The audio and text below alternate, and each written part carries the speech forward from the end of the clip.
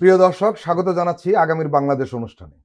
আজ আমরা কথা শুরু করছি এক গভীর সুখ ও ভারাক্রান্ত হৃদয় নিয়ে। জুলাই বিপ্লবের একজন পরিচিত কণ্ঠ, ইনকিলাব মঞ্চের মুখপাত্র শরীফ ওসমান হাদী আজ আর আমাদের মাঝে নেই। তিনি ছিলেন এমন একজন মানুষ যিনি ভয়কে উপেক্ষা করে কথা বলতেন। ফেসিবাদ ও তার দোসরদের বিরুদ্ধে তিনি ছিলেন দৃঢ়, অবিচল ও প্রকাশ্য। যে সময় অনেকেই নীরব ছিল, হাদী তখন প্রতিবাদের ভাষা হয়ে উঠেছিলেন। আজ একজন জুলাই যোদ্ধা নিভে গেল এমন এক কণ্ঠ, যে কণ্ঠ নীরব থাকলে সুবিধা হতো অনেকের। হাদী ছিলেন অনেকের কাছে অস্বস্তিকর, কারণ তিনি প্রশ্ন করতেন, তিনি মাথা নত করেননি। তিনি আপোষকে রাজনীতি ভাবেননি, রাষ্ট্রকে নিয়ে ভাবতেন, ক্ষমতাকে নয়। হাদীর রাজনীতি ছিল রাষ্ট্রচিন্তার রাজনীতি, ক্ষমতায় যাওয়ার তাড়না নয়, রাষ্ট্রকে উদ্ধার করার দায়বদ্ধতা। তিনি বিশ্বাস করতেন, রাষ্ট্র মানে শুধু সংবিধানের পৃষ্ঠা নয়, রাষ্ট্র মানে মানুষের মর্যাদা, রাষ্ট্র মানে ভোটের অধিকার, রাষ্ট্র মানে কথা বলার সাহস। জুলাই অভ্যুত্থানের সময় হাদী শুধু রাস্তায় ছিলেন না, তিনি ছিলেন চিন্তায়, বক্তব্যে, সংগঠনে। তিনি বলতেন, ফেসিজম শুধু একটি দল নয়, ফেসিজম একটি মানসিকতা। এই মানসিকতার বিরুদ্ধেই ছিল তার যুদ্ধ। তার কণ্ঠ থামিয়ে দেওয়ার চেষ্টা করা হয়েছে গুলির মাধ্যমে, কিন্তু প্রশ্ন হলো, একটি কণ্ঠ থামালে কি একটি আদর্শ থেমে যায়? হাদীর মৃত্যু শুধু একজন মানুষের মৃত্যু নয়, এটি একটি সময়ের সাক্ষ্য। এটি আমাদের রাজনীতির জন্য একটি কঠিন ও অস্বস্তিকর প্রশ্ন ছুড়ে দিয়েছে। আজকের আলোচনায় সেই প্রশ্নগুলোর মুখোমুখি হওয়ার চেষ্টা। আলোচক হিসাবে আজকে আমাদের সঙ্গে রয়েছেন ঢাকা বিশ্ববিদ্যালয়ের কলা অনুষদের dean professor doctor Mohammad Siddiqur Rahman Khan, রয়েছেন দৈনিক আমার দেশের সহযোগী সম্পাদক ও হাদীর ঘনিষ্ঠজন আলফা সানাম। আপনাদের দুজনকেই স্বাগত। শরীফ ওসমান হাদীর মৃত্যুর কয়েক ঘন্টা পরেই গতকাল জাতির উদ্দেশ্যে ভাষণ দিয়েছেন অন্তর্বর্তীকালীন সরকারের প্রধান উপদেষ্টা প্রফেসর মোহাম্মদ ইউনূস। তিনি হাদীকে শহীদ হিসেবে আখ্যায়িত করেছেন। তিনি হাদীকে জুলাই গণঅভ্যুত্থানের সম্মুখ ভাগের অকুতোভয় যোদ্ধা হিসেবে উল্লেখ করেছেন। প্রফেসর খান, আপনার প্রতিক্রিয়া জানতে চাই। আমি ঢাকা বিশ্ববিদ্যালয়ের একজন সাবেক ছাত্র, বর্তমানে শিক্ষক হিসেবে হাদীকে ঢাকা বিশ্ববিদ্যালয়ের একজন ছাত্র হিসাবে এবং আমার সন্তান তুল্য হিসাবে আমি প্রথমেই অত্যন্ত ভারাক্রান্ত হৃদয়ে হাদীর এই যে মৃত্যু, সেই মৃত্যুর জন্য আমি শোক প্রকাশ করছি। হাদীর বিদেহী আত্মার প্রতি শান্তি কামনা করছি এবং একই সাথে তার স্ত্রী, সন্তান সহ তার যে পরিবার শোক সন্তপ্ত, সেই পরিবারের প্রতি আমি গভীর সমবেদনা জ্ঞাপন করছি। আপনি যেমনটা বলেছিলেন যে হাদী গত 24-এর ফেসিবাদ বিরোধী বাংলাদেশের যে ছাত্র জনতার রক্তাক্ত গণ অভ্যুত্থান হয়েছে, সেই অভ্যুত্থানের তিনি ছিলেন একজন সম্মুখ সারির লড়াক্য বীর যোদ্ধা। এবং হাদীদের মতো বীর যোদ্ধাদের জন্যই বাংলাদেশ এই গণ অভ্যুত্থানের মধ্য দিয়ে ফেসিবাদের কবল থেকে মুক্ত হয়েছিল এবং এই দেশের মানুষ একটা নতুন স্বপ্ন নিয়ে, নতুন বাংলাদেশের বিনির্মাণের আকাঙ্ক্ষা নিয়ে নতুন করে একটা যাত্রা শুরু করেছিল। কিন্তু আমাদের এই গণ অভ্যুত্থান পরবর্তী সময়ে আমাদের একটা অন্তর্বর্তীকালীন সরকার গঠিত হয়েছে এবং সেই সরকার যার নেতৃত্বে গঠিত হয়েছে, তিনি শুধু আমাদের বাংলাদেশের পরিসীমার মধ্যে নয়, বৈশ্বিক পরিমণ্ডলেও তিনি অত্যন্ত একজন শ্রদ্ধেয় মানুষ।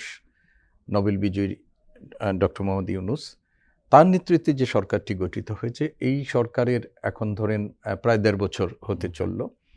এই সময়ের মধ্যে আমরা 24-এর যে গণ অভ্যুত্থান, সেই গণ অভ্যুত্থানের এদেশের মানুষের যে জন আকাঙ্ক্ষাটা ছিল, হাদীদের যে আকাঙ্ক্ষাটা ছিল, সেই আকাঙ্ক্ষাটা থেকে আমার মনে হয় আমরা কিছুটা দূরে সরে গেছি। এবং এই দূরে সরে যাওয়ার দায় শুধুমাত্র এই সরকারের না, এই গণ অভ্যুত্থানের যারা সহায়ক শক্তি ছিলেন তাদেরও দায় আছে।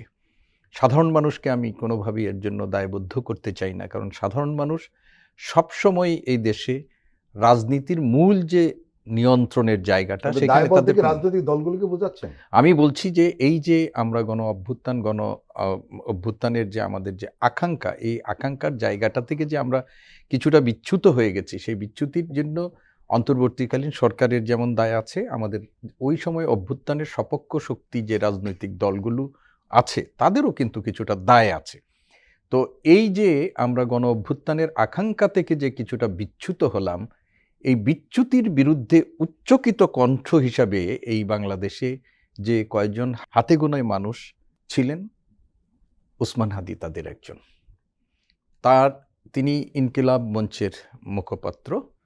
ইনকিলাব মঞ্চ হচ্ছে একটি সাংস্কৃতিক এবং পলিটিক্যাল প্ল্যাটফর্ম, তরুণদের, ছাত্রদের প্ল্যাটফর্ম। এই প্ল্যাটফর্মটির যে মূল লক্ষ্য সেটা হলো সব ধরনের আধিপত্যবাদের বিরুদ্ধে মানে নিজেদের অবস্থান, এবং একই সাথে একটা ইনসাফ ভিত্তিক রাষ্ট্র প্রতিষ্ঠার, এটা হলো তাদের লক্ষ্য। আপনি প্রিয়াম্বলে অনেকগুলো কথা বলেছেন যেটি হাদি ধারণ করত। ইনকিলাব মঞ্চের মূল লক্ষ্যটাই ছিল এটি। হাদি হচ্ছে আমাদের এই যে অভ্যুত্থান পরবর্তী সময়ে যখন অনেকেই অভ্যুত্থানের সেনানীরা ধরেন সরকারের অংশ হয়েছেন, সেখানে অংশ হয়ে তারা দায়িত্ব পালন করতে গিয়ে নানা রকমের বিতর্কের মধ্যে পড়েছেন, জড়িয়েছেন। এছাড়াও এই অভ্যুত্থানের সম্মুখসারীরা কেউ রাজনৈতিক দল গঠন করেছেন, সেই দল নিয়ে তারা বিতর্কে জড়িয়েছেন বা গিয়েছেন। হাদি কিন্তু এই পথে যান নাই, কেননা আপনিই বলেছেন প্রিয়াম্বলে যে তার কাছে রাজনীতি মানে ক্ষমতায় যাওয়া না, রাজনীতি করার মূল আকাঙ্ক্ষা কেবলমাত্র ক্ষমতায় যাওয়া না, এটা হাদি মনে করতেন। সেই কারণেই তিনি এই অভ্যুত্থান পরবর্তী সময়ে বাংলাদেশকে অস্থিতিশীল করার জন্য পতিত ফেসিবাদীদের যে মানে অপচেষ্টা, তাদের যে ষড়যন্ত্র, এর বিরুদ্ধে তিনি রুখে দাঁড়িয়েছেন। তাদের পৃষ্ঠপোষকদের মানে ভারত সহ যাদের এই আধিপত্যবাদের বিরুদ্ধে তিনি কথা বলেছেন, এবং সেই দৃষ্টি থেকে হাদি চলে যাওয়া এটি শুধুমাত্র আমি বলবো যে হাদির পরিবার নয়, ইনকিলাব মঞ্চের সমর্থকদের জন্য নয়, গোটা জাতির জন্য একটা অপূরণীয় ক্ষতি। আজকে এই অনুষ্ঠানে বসে আমি এই ক্ষতিটা গভীরভাবে অনুভব করছি। প্রফেসর মোহাম্মদ ইউনুস জানিয়েছেন যে শরীফ ওসমান হাদির মৃত্যুতে আগামীকাল শনিবার একদিনে রাষ্ট্রীয় শোক ঘোষণা করেছে সরকার। আজ শুক্রবার বাদ জুমা সারা বাংলাদেশের সব মসজিদে হাদিকে নিয়ে মোনাজাত হয়েছে। শুধু তাই নয়, ইমামরা হাদিকে নিয়ে কথা বলেছেন খুতবায়, এবং প্রতিটি মসজিদে যেভাবে মানে খুতবা পড়েছেন, হাদির প্রসঙ্গ এনেছেন ইমামরা, সেটি আমাদের দেশে অতীতে এমন ঘটনা ঘটেছে বলে আমার জানা নেই। এবং যারা বিভিন্ন মসজিদে নামাজ পড়তে গিয়েছিলেন তাদের অনেকের সঙ্গে আমার আলাপ হয়েছে, তাদের প্রতিক্রিয়াটা একই রকম। এবং প্রধান উপদেষ্টা আরেকটা কথা জানিয়েছেন যে ওসমান হাদির স্ত্রী ও তার একমাত্র সন্তানের দায়িত্ব সরকার গ্রহণ করবে। কি বলবেন? হাদি কি? হাদি একজন সাধারণ মানুষ, কিন্তু অসাধারণ তার কাজ। হাদি বাংলাদেশের যে তরুণ, বাংলাদেশের যে গ্রামের মানুষ, বাংলাদেশের যে একেবারেই খেটে খাওয়া মানুষের প্রতিচ্ছবি ছিল হাদি। এবং আপনি দেখবেন যে এই অভ্যুত্থানের পর অভ্যুত্থানের প্রথম সারির চেনা মুখগুলো যখন রাজনীতিতে গেল, সরকারে গেল, আমরা কিন্তু দেখছি যে হাদি নীরবেই একটা সাংস্কৃতিক আন্দোলন গড়ে তোলার চেষ্টা করল। কোনো রাজনৈতিক দলেও সে যোগ দেয়নি, তার রাজনৈতিক উচ্চাকাঙ্ক্ষা ছিল না, কিন্তু তার ভেতরে এক ধরনের রাজনৈতিক চিন্তা এবং কেন রাজনীতি করতে হবে সেটা তিনি খুব ভালোভাবেই উপলব্ধি করেছিলেন। ওই কারণে তিনি নির্বাচনে অংশগ্রহণ করেছিলেন। হাদির চিন্তাটা কি ছিল? হাদি সম্ভবত এই জুলাই আন্দোলনের চেনামুখগুলোর প্রথম ব্যক্তি যিনি অনুধাবন করছিলেন যে ফেসিবাদ যদি বাংলাদেশে ফিরে আসে, আধিপত্যবাদী শক্তির প্রবলভাবে বাংলাদেশে ফিরে আসবে যদি কালচারালি বা সাংস্কৃতিকভাবে আমরা ফেসিবাদকে মোকাবেলা করতে না পারি। ওই কারণে হাদি প্রথমে তৈরি করেছিলেন ইনকিলাব মঞ্চ, এরপর ইনকিলাব কালচারাল সেন্টার, যেখানে বাংলাদেশের মাটি, মানুষের যে সাংস্কৃতিক আবহ সেটার চর্চাটা করার তিনি চেষ্টা করেছেন। এবং তারই এক পর্যায়ে তিনি মনে করছেন যে নির্বাচনে অংশগ্রহণ করে পার্লামেন্টে যেতে পারলে এই যে সাংস্কৃতিক ফেসিবাদ মোকাবেলার যে রাজনৈতিক দিকটা আছে সেটিও তিনি সামাল দিতে, সেখানেও তিনি কথা বলতে পারবেন। আসলে আপনি যেটা বলছেন যে হাদি প্রশ্ন করতেন, হুম, হ্যাঁ, প্রশ্ন না, হাদি কথা বলতেন। কি কথা বলতেন? বাংলার মানুষের কথা, এই বাংলাদেশের স্বাধীনতা, সার্বভৌমত্ব, কালচারাল হেজিমনি এবং আধিপত্যবাদের বিরুদ্ধে। হাদি কিন্তু একজন কবি ছিলেন। তার তার জি, তার নামটা ছিল সীমান্ত শরীফ।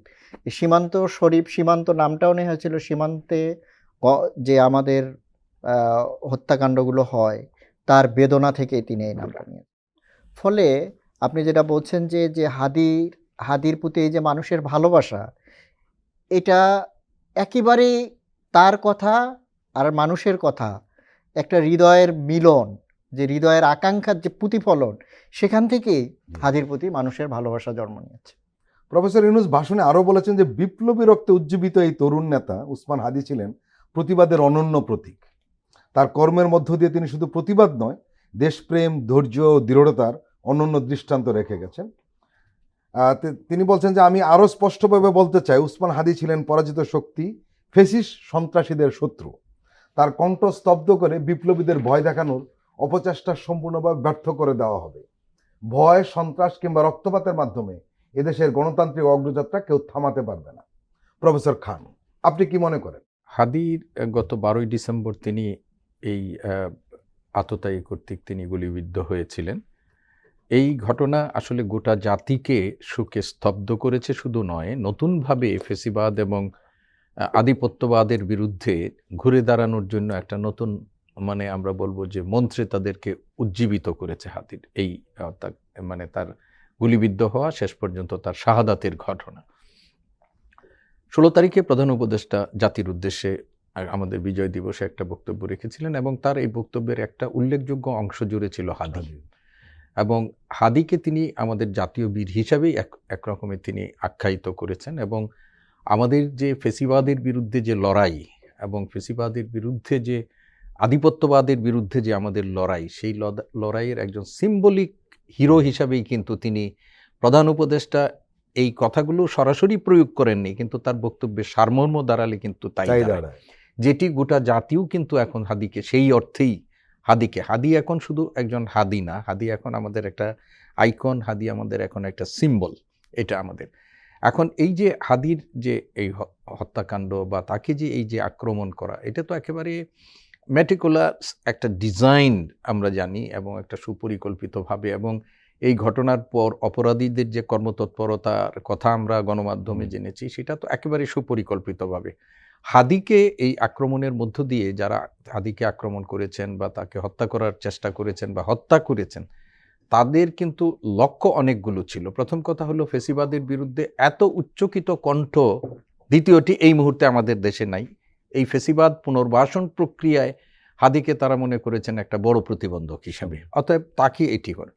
আধিপত্যবাদ, যেটি আমরা একটু আগে বলেছিলাম যে ইনকালাব মঞ্চের যে তাদের যে মূল লক্ষ্য, সেইখানে হচ্ছে সকল প্রকার আধিপত্যবাদ। আপনি দেখেন বাংলাদেশ, আমরা একটা স্বাধীন সার্বভৌম রাষ্ট্র হয়েছি, একটা মুক্তিযুদ্ধের রক্তাক্ত মুক্তি, বহু প্রাণের বিনিময়ে আমাদের এই স্বাধীনতা অর্জন, কিন্তু 54 বছরে বাংলাদেশের উপর আধিপত্যবাদ আমাদের নানাভাবে আমাদের উপর প্রয়োগ করা হয়েছে। বিশেষ করে সাংস্কৃতিক আগ্রাসন যদি আমরা বলি, বাংলাদেশে সাংস্কৃতিক আগ্রাসনের কথা বলি বা সাংস্কৃতিক, আমরা যদি বলয়টার কথা আপনি দেখেন, আপনার আমার ডানে পাশে দুইজনই সাংস্কৃতিক জগতের মানুষও আপনারা, সেখানে আপনি দেখেন যে বাংলাদেশে এই যে একটা গণ অভ্যুত্থানের মধ্য দিয়ে যে যারা পতন হয়েছে, সেই আওয়ামী লীগ এবং তাদের, আমাদের বাংলাদেশের সাংস্কৃতিক বলয়টা কিন্তু তারা দখল করেছেন।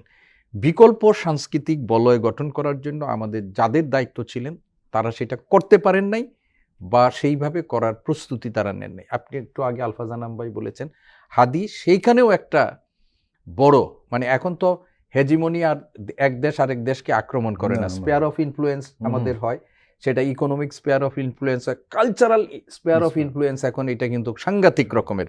আর আমরা আকাশ সংস্কৃতির যে যুগে বসবাস করছি, সেইখানে মানে কালচারাল হেজিমনি বা কালচারাল স্পেয়ার অফ ইনফ্লুয়েন্সের এটা মাত্রাটা অনেক বেশি। তো এই যে আধিপত্যবাদ, বিশেষ করে আপনি যদি গত সরকারের সময় দেখেন, সেই সরকারের মানে যারা সমর্থক, বুদ্ধিজীবী, কবি, সাহিত্যিক যারা ছিল, তারা কিন্তু বাংলাদেশের জন্য এমন একটা সাংস্কৃতিক মানে কি বয়ান তারা তৈরি করেছিল, যেটি বাংলাদেশের সিংহভাগ মানুষের চিন্তা এবং মননের সাথে সঙ্গতিপূর্ণ না, কিন্তু এটা ডমিনেট করেছে, এইটা তারা ডমিনেট করেছেন। এখন তারা করতে পেরেছেন একটা কারণ হলো যে আমরা বিকল্প কোনো কিছু নিয়ে সামনের দিকে এগুতে পারিনি। হাদি সেই প্রচেষ্টাটা নিয়েছিল, জি। একটু আগে উনি যেটা বলেছেন, এবং তার কালচারাল সেন্টারের মধ্য দিয়ে। এখন হাদি কত মানুষের টার্গেট হয়েছে? প্রথম কথা হলো প্রতীত ফেসিবাদীদের, যারা বাংলাদেশের রাজনীতিতে আবার শকুনের মতো তারা পুনঃপ্রতিষ্ঠার জন্য চেষ্টা করছেন, তাদের, এবং এদেরকে দীর্ঘদিন পৃষ্ঠপোষকতা দিয়ে বাংলাদেশকে সেমি করদ রাজ্যের মতো যারা ব্যবহার করেছেন, বাংলাদেশ থেকে কামধেনুর মতো বাংলাদেশ থেকে নিজেদের সমস্ত স্বার্থ হাসিল করেছেন, তাদের বিরুদ্ধে কথা বলেছেন হাদি। তাদের বিরুদ্ধে মানুষকে, তরুণ প্রজন্মকে সংগঠিত করার চেষ্টা। হাদি টার্গেট হয়েছে তাদের। হাদি টার্গেট হয়েছে এই যে একটু আগে আমরা বললাম যেটা, যে আমাদের দেশে যে কালচারাল হেজিমনি প্রতিষ্ঠার যারা বিদেশি এবং এই দেশে বিদেশিদের যারা ছিলেন, তাদের টার্গেট হয়েছেন হাদি।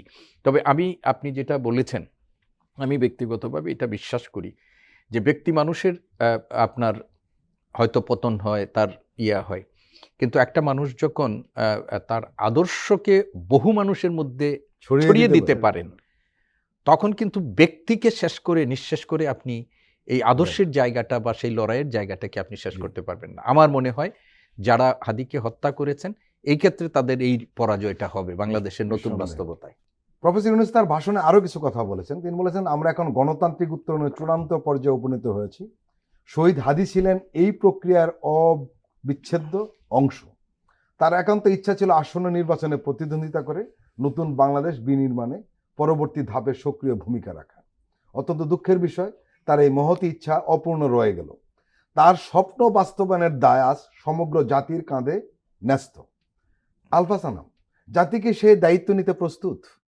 জাতি হিসাবে আমরা এই দায়িত্ব নেওয়ার প্রস্তুত তো বটেই। কেন প্রস্তুত? কারণ এই জাতিকে সাথে নিয়েই হাদিরা তো ফ্যাসিজমকে উৎখাত করছে। এখন গণতান্ত্রিক অভিযাত্রার মধ্য দিয়ে এর একটা ধাপ বাস্তবায়ন হবে, এবং হাদি নির্বাচনে অংশগ্রহণ করার যে আকাঙ্ক্ষা ছিল হাদির, সেটাও কিন্তু এই কারণেই যে বাংলাদেশ যাতে গণতন্ত্রে উত্তরণ ঘটে।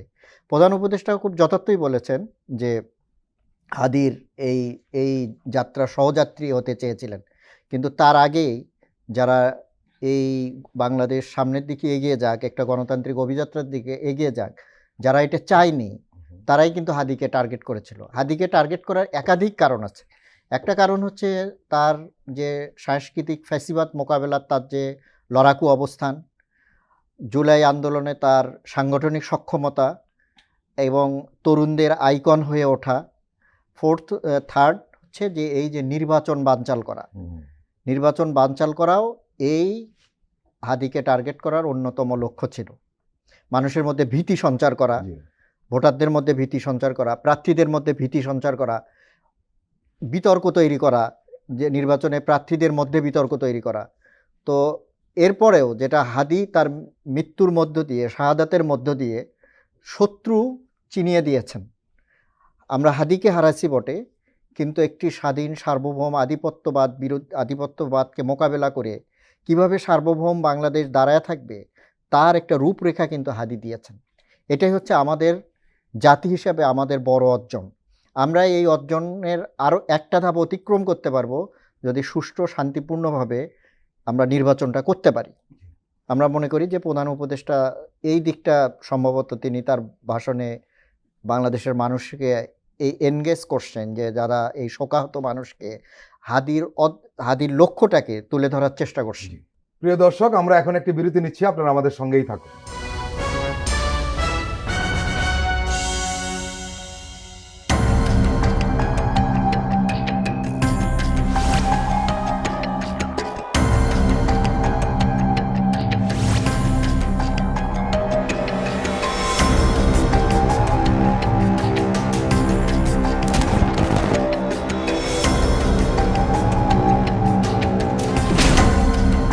ফ্যাসিবাদের দিনলিপি, গবেষণা ও উপস্থাপনা সাইদ খান, প্রযোজনা আফরোজা সুলতানা ও মামুন মাহমুদ। দেখবেন প্রতি রবি থেকে বৃহস্পতিবার সন্ধ্যা 7টায়।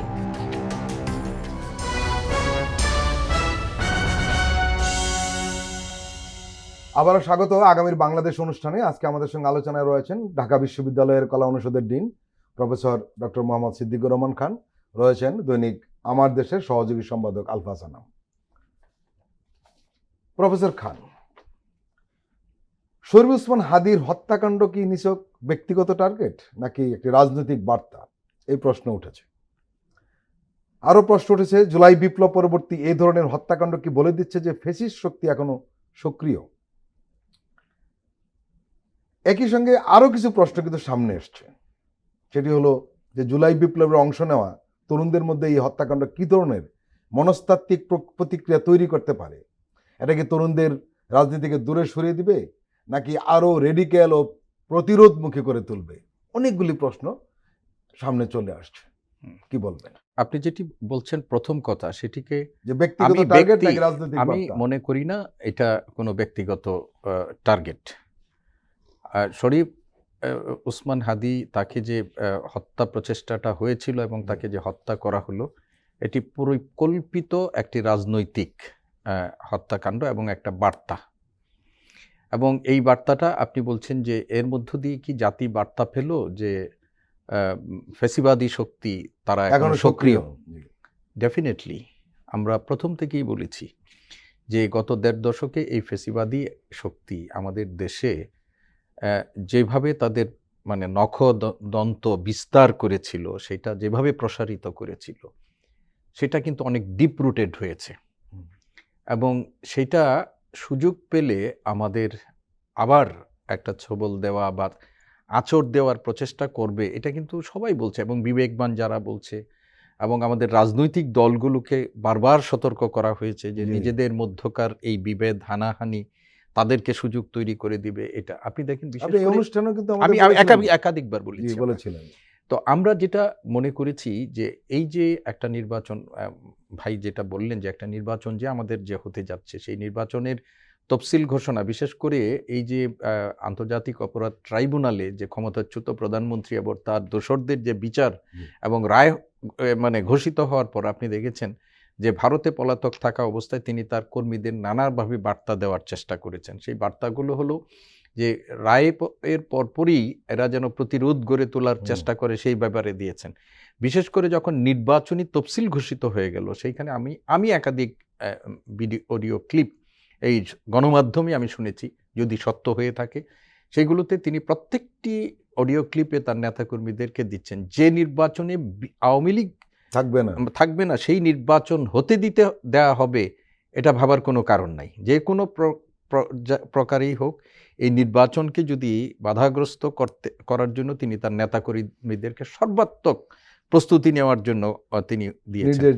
এবং এটি তো হলো একটা দৃশ্যমান কথা আমরা জানলাম, কিন্তু অদৃশ্য কত শক্তি কাজ করেছে, কিভাবে কাজ করেছে আমরা জানি না। কিন্তু এর মধ্য দিয়ে কিন্তু আবার তারা প্রমাণ করতে চায় মানুষের মধ্যে, আপনি যেটা বললেন যে একটা ভীতি তৈরি করতে চায় এবং নির্বাচনটিকে ব্যাহত করার চেষ্টা করতে চায়, এবং সেইখানে তারা নানা কারণে শরীফ ওসমান হাদি তাদের একটা গুরুত্বপূর্ণ টার্গেট। তরুণদের মনস্তাত্ত্বিক আমরা বলতে চাই এটা, যে বাংলাদেশের ইতিহাস আপনি দেখেন, বাংলাদেশের তরুণরা কখনো চূড়ান্ত পর্যায়ে হাল ছাড়েনি, বিভ্রান্ত হয়নি। সাময়িক সময়ের জন্য কোনো পরিস্থিতিজনিত কারণে হয়তো তারা থেমে থেকেছে, কিন্তু সময় এবং সুযোগ তাদেরকে সব সময় করেছে। আপনি দেখেন ওসমান হাদির মানে যে হত্যা আর প্রচেষ্টা যখন হলো, আমৃত গুলিবিদ্ধ হলো, সেই সময় থেকে তরুণদের বড় কারখানা হলো বিশ্ববিদ্যালয়, কলেজ, এগুলো হলো তাদের বড় চলার জায়গায়। আমি সারা দেশের প্রত্যেকটা প্রতিষ্ঠানে, প্রত্যেকটা জায়গায় তরুণদের যে প্রতিক্রিয়া এই ঘটনার প্রতিবাদে, তাদের যে অবস্থান, সেটা কিন্তু ওই যারা ফেসিবাদী বা হাদিকে হত্যার মধ্য দিয়ে তাদের কণ্ঠরোধ করার যারা চেষ্টা করছেন, তাদেরকেও তারা একটা বার্তা অলরেডি দিয়ে দিয়েছেন যে একজন হাদি চলে গেছে, তার মানে এই না যে হাদির আদর্শের যারা ধারক বাহন বা বাংলাদেশকে যারা ফেসিবাদ মুক্ত দেখতে চায়, আধিপত্যবাদ মুক্ত যারা দেখতে চায়, তারা সবাই থেমে গেছে। বাংলাদেশের যে আপনি পাকিস্তানের ২৪ বছরের ইতিহাস, ৫৪ বছরে আমাদের অগণতান্ত্রিক শক্তিগুলোর বাংলাদেশের মানুষকে মানে কি বলবো যে করার, অবদমিত করার যে প্রচেষ্টা, কোনোটাই সফল হয়নি। আমি মনে করি ব্যক্তিগতভাবে এই তরুণদের মনস্তাত্ত্বিক জগতে কেউ যদি মনে করে যে এই হত্যাকাণ্ড কোনো বড় রকমের নেতিবাচক প্রভাব ফেলে দিবে, এটা সফল হবে না। ওরা ঘুরে দাঁড়াবে, কেননা তারুণ্যের একটা ধর্ম আছে, এই ধর্ম তারা ধারণ করে এবং তারাই দেশের জন্য, দেশমাতৃকার জন্য সময়ের কাজটা সময়ে তারা করে। আলফাজ আনাম, প্রফেসর খান কিন্তু বলছেন যে তরুণরা থামবে না, তারা আরও প্রতিরোধমুখী হবে এবং তারা হাদির আদর্শকে ধারণ করে এগিয়ে যাবে। এমনি আরেকটা কথা বললেন যে যারা এটাকে থামাতে চেয়েছে তাদের কিন্তু ইতিমধ্যে তরুণরা একটা বার্তাও দিয়েছেন। আপনার কাছে আমার প্রশ্ন, হাদির মৃত্যু কি জুলাই বিপ্লবকে একটি শহীদ আখ্যান দেবে, নাকি আন্দোলনকে ছত্রভঙ্গ করবে, নাকি আরো সুদৃঢ় করবে? না, ছত্রভঙ্গ করবে না। হাদির দেখেন প্রতিটা রক্তের মূল্য আছে। হাসিনা পালাচ্ছে 1400 মানুষের রক্তের উপর। রক্তের অনেক ক্ষমতা বলে, রক্তের অনেক ক্ষমতা। হাদি, আমরা আগেই বলছি যে হাদি কোনো ব্যক্তি স্বার্থে, কোনো লোভ, লালসা, পদবীর জন্য তার জীবন উৎসর্গ করে নাই। তিনি এই প্রজন্মকে শত্রু চেনানোর জন্য শত্রু মিত্র যেমন চিনিয়েছেন, তেমনি এই দেশের মানুষের যে রং, যে এই মানুষের যে আকাঙ্ক্ষা, এই মানুষের যে সাংস্কৃতিক আবহ, এইটা তুলে ধরেছেন।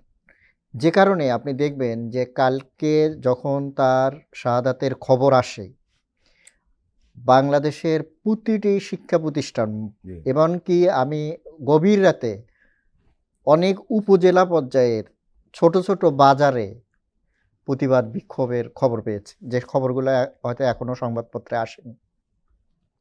অর্থাৎ তিনি পুরো জাতিকে ঐক্যবদ্ধ করেছেন।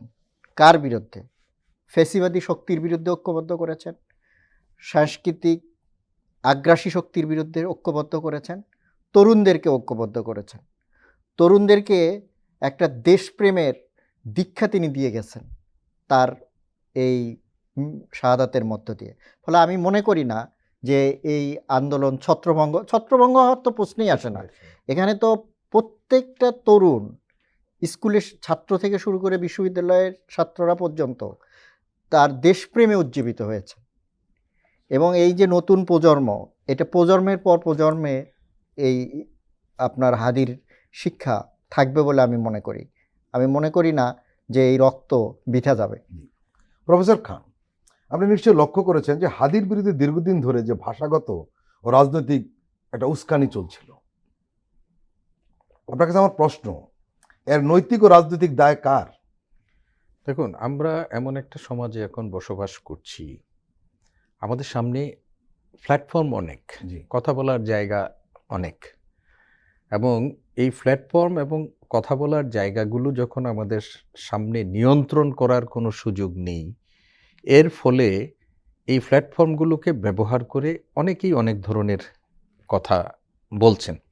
বিশেষ করে আমাদের সমাজে এখন একটা শব্দ খুব প্রয়োগ হয়। আপনার এখানে কিছুদিন আগে সোশ্যাল মিডিয়ার সম্পর্কে একটা টক শো আমি এখানে করে গেছি, যে এখন একটা শব্দ খুব ব্যবহার হয় না, সেটা হলো ইনফ্লুয়েন্সার।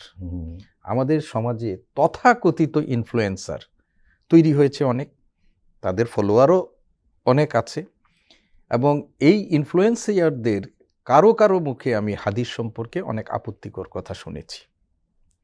এই আপত্তিকর কথাগুলো মানুষ কিভাবে গ্রহণ করেছে সেটা নিশ্চিত করে বলতে পারবো না, অবশ্য বলাও যাবে, কারণ হাদির মৃত্যুর পর মানুষের যে প্রতিক্রিয়া সেটা দিয়ে বলা হচ্ছে যে এই ইনফ্লুয়েন্সাররা আসলে কাউকে ইনফ্লুয়েন্স করতে পারে না।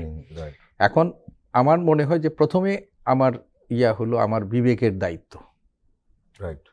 প্রথম দায়িত্বটা হলো আমার বিবেকের দায়িত্ব। আইন আছে, আদালত আছে, সেইগুলো তো তাদের মতো কাজ করবে, কিন্তু একজন মানুষ হিসাবে আমার কাছে প্রথম দায়িত্বটা হলো আমার বিবেকের দায়িত্ব। আমি কিন্তু বুঝি যে কে সত্য বলছে, কার মধ্যে দেশপ্রেম আছে, কে তার কি লক্ষ্য আছে। তো সেইখানে যদি আমি সঠিক মূল্যায়নটা না করি কারো প্রতি, তাহলে আমার বিবেকের কাছে আমি একটা পরাজিত হলাম। এটা হলো বড় দায়। এখন এই দায় তো আর সবাই আমরা পালন করি না, সবাই কিছু করছি না, এখন এর থেকে উত্তরণেরও তো নয়। কিন্তু আমি মনে করি যাদেরকে টার্গেট করে এই কাজগুলো করেন, সময়ের পরীক্ষায় এরা কিন্তু তাদের লক্ষ্যে আসতে পারেন। সাময়িক সময়ের জন্য আপনি কাউকে সুরসুরি দিতে পারেন, এটা আমি শব্দটা ব্যবহার করলাম এরকম, কিন্তু চূড়ান্ত লক্ষ্যে, মানে চূড়ান্ত বিচারে সত্যেরই জয় হয়। হাদি প্রমাণ করে গেছে যে তিনি কোথায় এবং কে, এবং যারা তাদের সম্পর্কে বা নানা রকমের বিতর্ক তৈরি করেছেন তাদের সম্পর্কে জাতি বিবেচনা করবে যে তাদের মূল্যায়নটা কি এবং ব্যক্তি হাদি কি। তো সব কথার বড় কথা হলো, আমি যেটি মনে করি যে আমরা এখন এই সোশ্যাল মিডিয়ার যুগে মানুষের ক্যারেক্টার অ্যাসাসিনেশন থেকে শুরু করে, আপনি যার ক্যারেক্টার অ্যাসাসিনেশন করছেন তার দেখা কথা গেল তার নিজের ক্যারেক্টারই ঠিক ঠিক নেই, ঠিক এটা হলো নেই, কিন্তু দুঃখজনক হ্যাঁ আর কি। দুঃখজনক।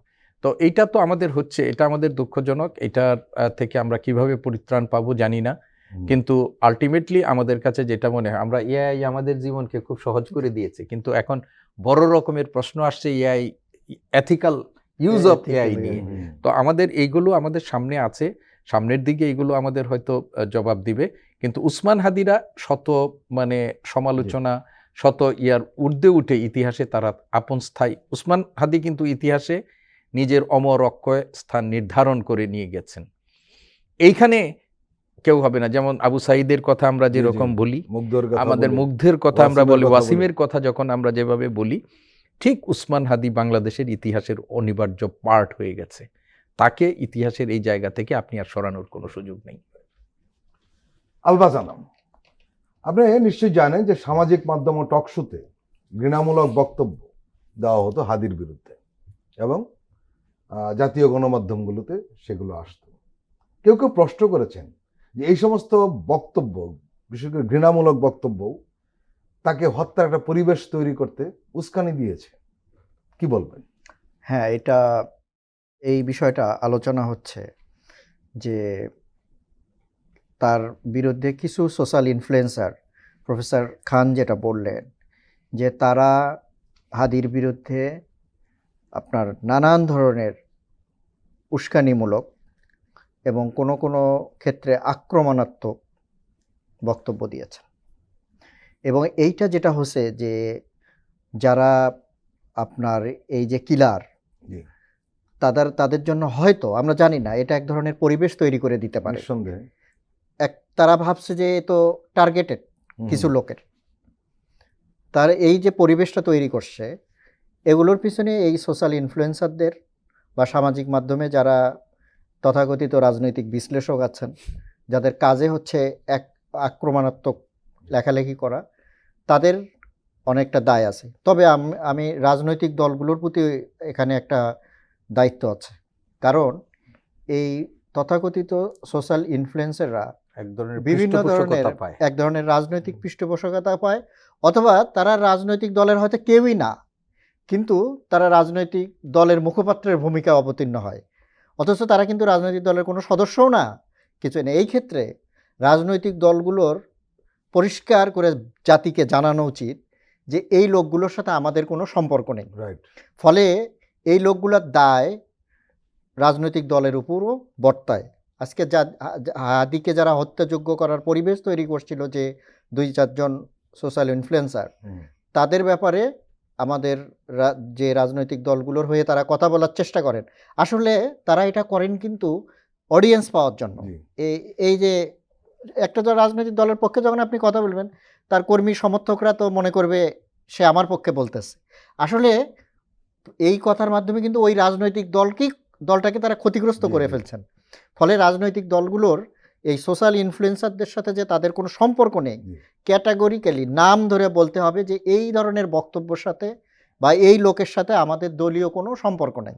কেউ যদি বাইরে থেকে বা নিজের ব্যক্তিগতভাবে কথা বলে, তখন তাকে আপনি এখানে একটা বিষয় নিশ্চয়ই আপনি লক্ষ্য করেছেন, সেটি হলো যে আমরা গত কিছুদিন ধরে দেখছিলাম যে বিভিন্ন টেলিভিশন চ্যানেলে এসে ফ্যাসিস্টের পক্ষে একটা বয়ান তৈরি করার চেষ্টা করেছে, এবং প্রকাশ্যে করেছে, এবং খুব বোল্ডলি করেছে, এবং বেয়াদবের মতো করেছে।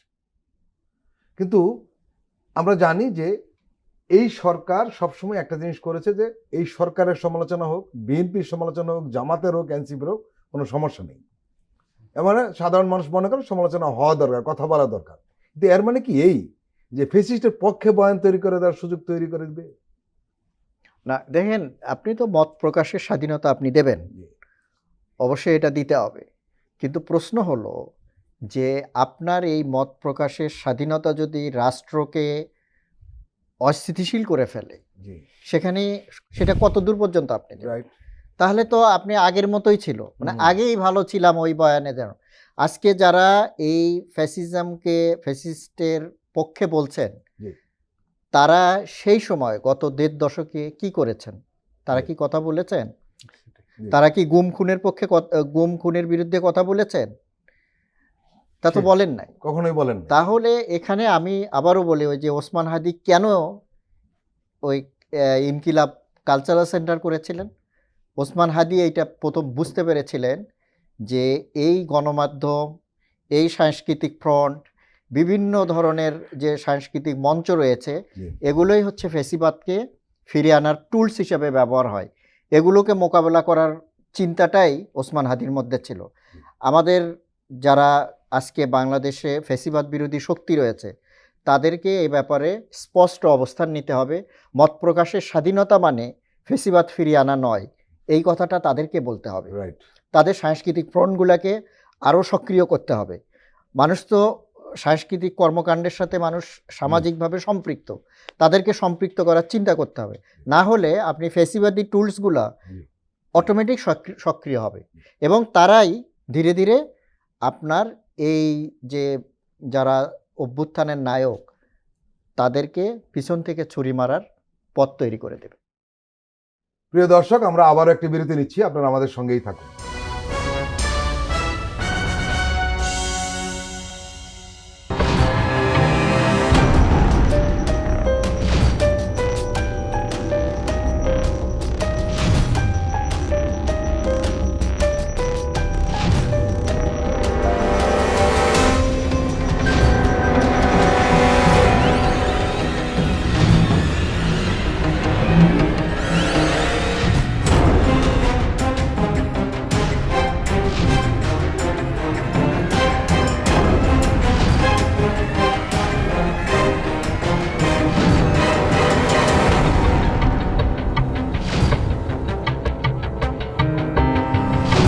কেমন আছে অর্থনীতি দেখবেন প্রতি সোম ও মঙ্গলবার রাত 10:20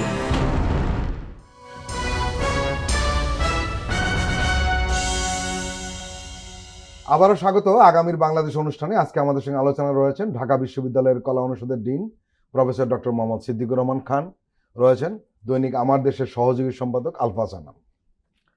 প্রফেসর খান, এই হাদির এই ঘটনাকে কেন্দ্র করে নানান কথা উঠেছে। কেউ কেউ বলছেন যে আধিপত্যবাদী ভারত বিরোধী কণ্ঠগুলো এখন খানিকটা ঝুঁকিতে পড়ে গেছে। আসলে কি তা? দেখুন, আমি ব্যক্তিগতভাবে মনে করি ভারতের বিরুদ্ধে যখন যারা কথা বলেছে জি।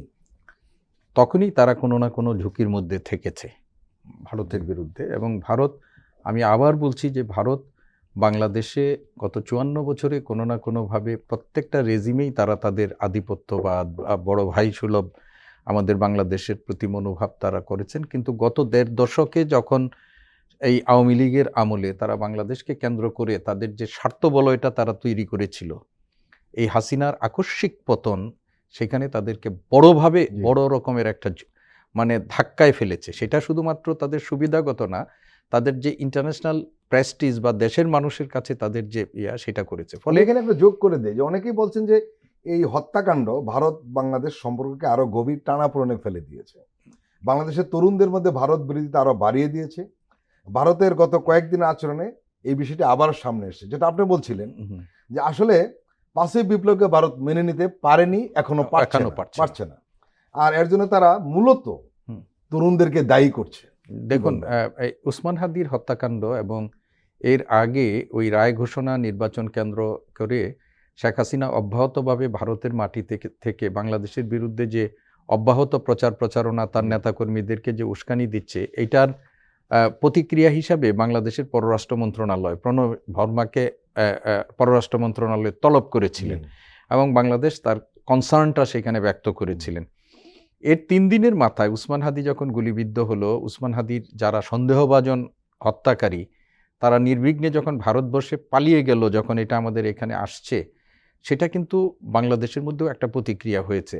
এবং এই রকম একটা সময়ের মধ্যে ভারত নয়াদিল্লিতে বাংলাদেশের হাই কমিশনারকে তলব করে নিয়ে বাংলাদেশের যে অভিযোগগুলো তারা করেছে সেগুলো কিন্তু খুব মারাত্মক অভিযোগ। একটা হলো যে বাংলাদেশকে কেন্দ্র করে আবার জঙ্গি গোষ্ঠী তৎপর রয়েছে এবং ভারতের যে স্বার্থ সংশ্লিষ্ট বিষয়গুলোতে তারা ঝুঁকির মধ্যে ফেলেছে। এবং যেদিন তাকে ডেকে নিয়েছে সেই দিন বাংলাদেশে ঢাকাতে তাদের যে ভিসা সেন্টার সেটি তারা নিরাপত্তাজনিত কারণ নিয়ে ঝুঁকির আপনি বন্ধ করে দিয়েছে। আপনি দেখেন এর আগে থেকেই কিন্তু এখানে ভিসা কার্যক্রম বন্ধ ছিল, এখন নিরাপত্তার ইয়েটি দিয়ে এর মধ্য দিয়ে কিন্তু তারা আরেকটা বার্তা দেওয়ার চেষ্টা করেছে। এবং উসমান হাদির এই হত্যাকাণ্ডের পর, বিশেষ করে তার নিহত হওয়ার পর ঘটনার পর তারা কিন্তু বাংলাদেশে নির্বাচন নিয়ে একটা জি, নসিহত করেছে, যেটা সেটি বলেছিল। নসিহত করেছে। এবং এইখানে আপনি দেখেন যে এই তাৎক্ষণিকভাবে বাংলাদেশের মানুষের আবেগের জায়গা থেকে উসমান হাদির ঘটনাটা নিতে পারে নাই, সেটাকে কেন্দ্র করে কোথাও কোথাও একটু যেটা হয়েছে অনাকাঙ্ক্ষিত কিছু ঘটনা ঘটছে। আমার ধারণা ভারত এইগুলোকে এক ধরনের পুঁজি করার চেষ্টা করবে। বিশেষ করে ভারতীয় দূতাবাস আক্রমণের জন্য কর্মসূচি ছিল এটা জুলাই ঐক্যমঞ্চের, এবং এই গত 2 দিনে কিছু ঘটনা চিটংয়ে ঘটিত হয়েছে। এগুলো ভারত বাংলাদেশকে মানে আরেকটু করার জন্য আন্তর্জাতিক পরিমণ্ডলে এটা ব্যবহার করার চেষ্টা করবে। ফলে আমি একটা আমাদের দেশের মানুষের প্রতি একটা, যারা বিশেষ করে যারা গণতন্ত্রকামী, এই আধিপত্যবাদের বিরুদ্ধে যারা করছে, আমরা মনে করি যে এই লড়াইটা হওয়া উচিত আমাদের বুদ্ধিভিত্তিক লড়াই, রাজনৈতিক লড়াই। এবং এই লড়াইগুলোকে কেন্দ্র করে যেন এমন কিছু না হয় যেটি ভারত আমাদের বিরুদ্ধে অস্ত্র হিসাবে ব্যবহার করতে পারে। হঠকারী সিদ্ধান্ত নেওয়া যাবে না। জি, আজকে আমি দেখেছি নাহিদ ইসলাম সেটাও তিনি আহ্বান জানিয়েছেন যে উসমান হাদির যে রক্ত ঋণ সেটা পরিশোধের জন্যই আমাদেরকে সহনশীল আচরণ করতে হবে। গতকাল আমাদের প্রধান উপদেষ্টাও দেশবাসীর কাছে এটা আহ্বান জানিয়েছে, কারণ আমরা এমন কোনো কাজ এখন করার যাবে না। আপনি দেখেন ভারত বাংলাদেশের বিরুদ্ধে কতগুলো টার্ম কার্ড ব্যবহার করার চেষ্টা করেছে। 5ই আগস্টের পরপরই সংখ্যালঘু ইস্যুকে কেন্দ্র করে বাংলাদেশেরকে বৈশ্বিক মানে পরিমণ্ডলে ডিফেম করার চেষ্টা করেছে, অনেকগুলো চেষ্টা করেছে, এবং এখন একটা সন্ত্রাসবাদের নাম দিয়ে একটা করার চেষ্টা করছে। আমি বিশ্বাস করি বাংলাদেশের মানুষ অত্যন্ত সচেতন, এবং ভারতের প্রশ্নে বা এটার প্রশ্নে আমাদের কোনো আপোষকামিতার কোনো সুযোগ আমাদের নেই, কিন্তু আমরা এমনভাবে করব যেটি আমাদের মানে আইন, তারপরে সব কিছু মানে মেনে নিয়েই আমরা আমাদের এই প্রতিবাদগুলো চেষ্টা করব। এটাই হবে এখন আমাদের উসমান হাদির প্রতি শ্রদ্ধা নিবেদনেরও বা উসমান হাদির প্রতি হিসাবে এটাই হবে আমাদের এখন বড় কাজ। নিঃসন্দেহে।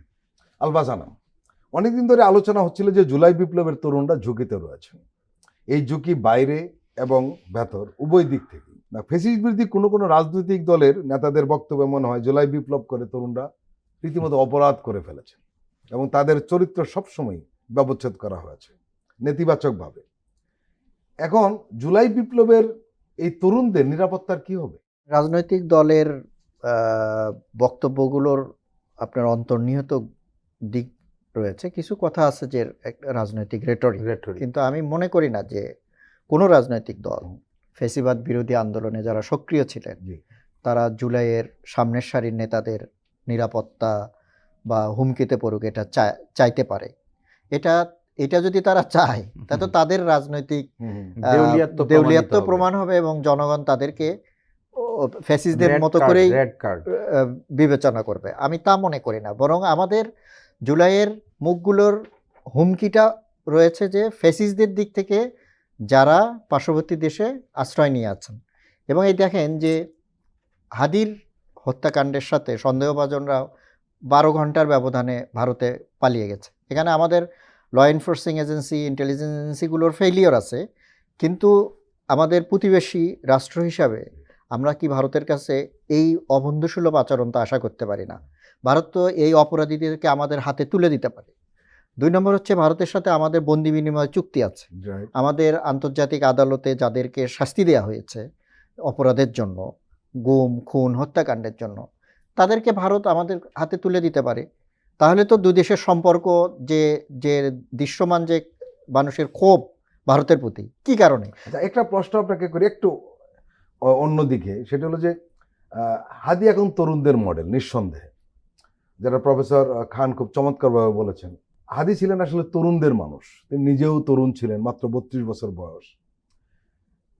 হাদি তরুণদের ভাষায় কথা বলতেন, তিনি নিজে তরুণদের বলতেন তোমরা শুধু পোস্ট দিও না, ফেসবুকে পোস্ট দিও না, দায়িত্ব নাও। এই কথাটা তরুণরা বিশ্বাস করেছিল, কারণ হাদি নিজে দায়িত্ব নিয়েছিলেন। তিনি ভাঙ্গেনি, তিনি চুপও হননি, তিনি বার্তা দিয়েছিলেন লড়াই থেমেনি। এই সাহস তরুণদের স্পর্শ করেছিল নিঃসন্দেহে। কেউ কেউ বলছেন যে হাদির হত্যাকাণ্ড তরুণ ভোটারদের আচরণে তাৎপর্যপূর্ণ কোনো প্রভাব ফেলতে পারে। আপনার কি মনে হয়? তরুণ ভোটারদের হাদির ঘটনা প্রভাবিত করবে তো অবশ্যই, এটা তো করাটাই স্বাভাবিক। কিন্তু আসলে তরুণরা এই অভ্যুত্থানে সামিল হওয়ার মধ্য দিয়ে তাদের রাজনীতিতে কিন্তু তারা অংশগ্রহণ করে ফেলছে, নিঃসন্দেহে। এবং তাদের সেই রাজনৈতিক চিন্তার প্রতিফলনটা কিভাবে হবে, আপনি মোটা দাগে আমরা যেটা বলতে পারি যে তরুণরা এবার দলের চেয়ে জি। প্রার্থীর গুরুত্ব দেখে ভোট দেবে। আপনি দেখেন, হাদি কিন্তু কোনো রাজনৈতিক দলের প্রার্থী ছিলেন না, না। কিন্তু হাদির প্রতি কিন্তু ভালোবাসার অভাব আমরা দেখছি না। হুম। তো এই যে দিকটা, এই যে নতুন একটা পরিবেশ তৈরি হয়েছে, এটা অভ্যুত্থানের পর থেকে হাদির ঘটনা এই তরুণদেরকে আরও বেশি চিন্তাশীল করবে যে দেশের জন্য, দেশের ঐক্য, সার্বভৌমত্ব, রাজনৈতিক স্থিতিশীলতার জন্য কী ধরনের প্রার্থীকে তারা নির্বাচিত করবে।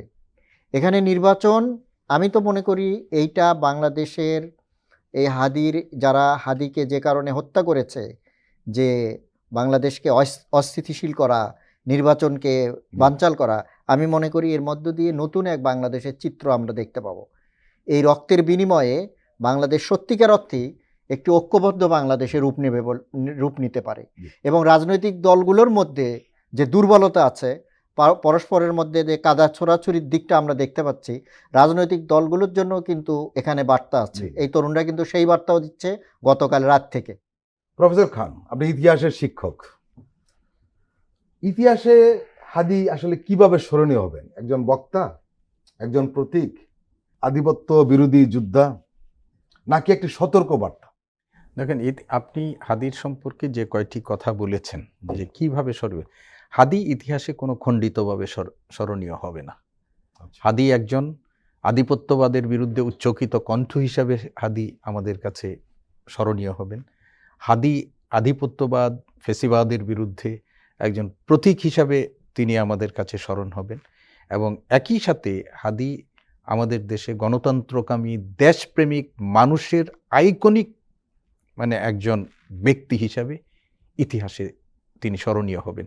তার কোনো খণ্ডিত মূল্যায়ন ইতিহাস করবে না।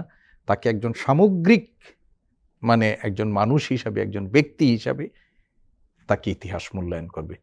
তাকে যদি কেউ খণ্ডিতভাবে দেখতে চায় তাহলে এটা ইতিহাসের অংশ বিশেষ হবে, বিকৃতি হবে, অপভ্রংশ হবে।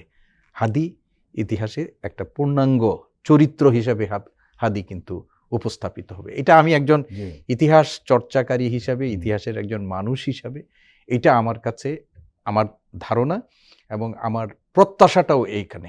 যারা হাদিকে নিয়ে চর্চা করবে, হাদিকে কোনো খণ্ডিতভাবে তারা চর্চা করবে না। হাদিকে নিয়ে সামগ্রিকভাবে হাদি চর্চিত হবে আমাদের ইতিহাসে। সেটাই কিন্তু আমাদের একটা প্রত্যাশার জায়গা। প্রফেসর ডক্টর মোহাম্মদ সিদ্দিকুর রহমান খান এবং আলফা সানাম, আপনাদের এই মূল্যবান বক্তব্য নিঃসন্দেহে এদেশের মানুষকে অনুপ্রাণিত করবে। আপনাদের দুজনকেই আন্তরিক ধন্যবাদ। আজকের আলোচনা শেষ হলেও হাদির প্রশ্নগুলো শেষ হয়ে যায়নি। শরীফ উসমান হাদি ছিলেন জীবনের প্রশ্নে দায়িত্বশীল, ধর্মের প্রশ্নে বিবেকবান, আর মৃত্যুর প্রশ্নে ভয়হীন। তার মৃত্যু আমাদের আবেগী করে তোলে, কিন্তু তিনি আবেগ চাননি। তিনি চেয়েছিলেন মানুষ প্রশ্ন করুক, ভয় না পাক। হাদি চলে গেছেন, কিন্তু এখনো বাতাসে রয়ে গেছে তার কণ্ঠ। তিনি আমাদের শিখিয়ে গেছেন ভয়ের চেয়ে সত্য বড়। একটি গুলি একজন মানুষকে থামাতে পারে, এটি আদর্শকে নয়। হাদির মৃত্যু আমাদের সামনে একটি কঠিন দায়িত্ব রেখে গেছে। সে দায়িত্ব হলো নীরব না থাকা, ভুলে না যাওয়া। বিচারহীনতা যেন তার স্মৃতির উপর আরেকটি আঘাত না হয়। রাজনীতি যেন আর কোনো তরুণের রক্ত না চায়, এই দাবি আজ আরও উচ্চারণযোগ্য। হাদিদের মতো মানুষ মারা গেলে ক্ষতি হয়, কিন্তু হাদিদের ভাবনা মরে না, বরং আরও ধারালো হয়। কারণ কিছু মৃত্যু রাষ্ট্রকে ঘুমাতে দেয় না। আসলে কিছু মানুষ মরে না, তারা রাষ্ট্রের বিবেকে পরিণত হয়। শরীফ উসমান হাদি সেই বিরল নামগুলোর একটি। হাদির মতো মানুষ প্রশ্ন ও প্রেরণা হয়ে বেঁচে থাকে। শরীফ উসমান হাদি তেমনই একটি প্রশ্ন ও প্রেরণা। শরীফ উসমান হাদি আজ শুধু একটি নাম নয়, তিনি একটি বিবেক। এই বিবেককে জাগ্রত রাখাই হবে তার প্রতি আমাদের সত্যিকারের শ্রদ্ধা। আল্লাহ হাফেজ।